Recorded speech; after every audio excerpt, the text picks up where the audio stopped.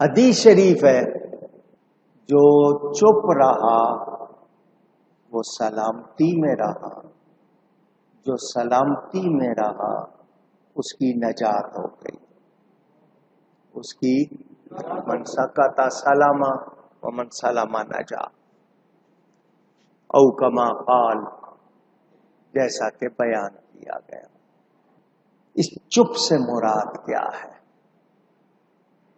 یہ نہیں ہے کہ کوئی آپ کو بلائے تو آپ جواب نہیں دے رہے، ماں باپ کلام کر رہے ہیں جواب نہیں دے رہے، استاد سوال کر رہا ہے تو آپ جواب نہیں دے رہے۔ اس چپ سے مراد ہے غلط لفظ نہ نکلنا منہ سے، کوئی غلط لفظ۔ میں نے اپنے پیر و مرشد حضرت کرما والے رحمت اللہ علیہ سے یہ جملہ خود سنا۔ وہ فرماتے تھے میں نے 30 سال، کتنا عرصہ؟ 30 سال زبان کا روزہ رکھا ہے، زبان کا، کہ منہ سے کوئی غلط لفظ، اور ہم جوش میں، خوشی میں، غصے میں کیا کچھ نکالتے رہتے ہیں۔ احیاء العلوم امام غزالی کی کتاب ہے، آپ پڑھیں تو آپ کو پتہ چلے کتنے کام کی کتاب ہے۔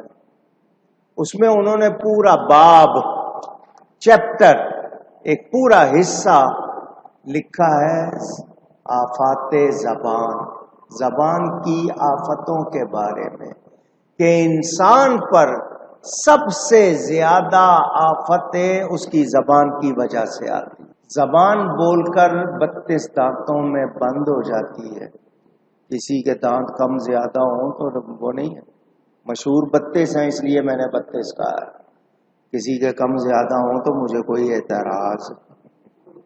وہ 32 دانتوں میں بند ہو جاتی ہے، پورا جسم بھگتتا ہے۔ گالی کہاں سے نکلتی ہے؟ زبان سے۔ پھر ہاتھ پاؤں چلتے ہیں، پورا جسم مار کھاتا ہے یا نہیں کھاتا؟ پوچھ رہا ہوں۔ حدیث شریف میں آتا پورا جسم، جیسے ہاتھ جوڑنے والی بات ہے نا، صبح زبان کے سامنے ہاتھ جوڑتے، تو ٹھیک رہی تو ہم ٹھیک رہیں گے، تو ٹھیک نہیں رہی تو پھر ہم سب بھگتیں گے۔ لیڈروں کا سمجھ رہے ہو نا، لیڈر بولتے ہیں، وہ بول کے محفوظ ہو جاتے ہیں، باقی رعایا بھگت رہی ہے، ورکر بھگت رہے ہیں۔ انسان زبان پر قابو رکھے وہ بڑا کامیاب انسان ہوتا ہے۔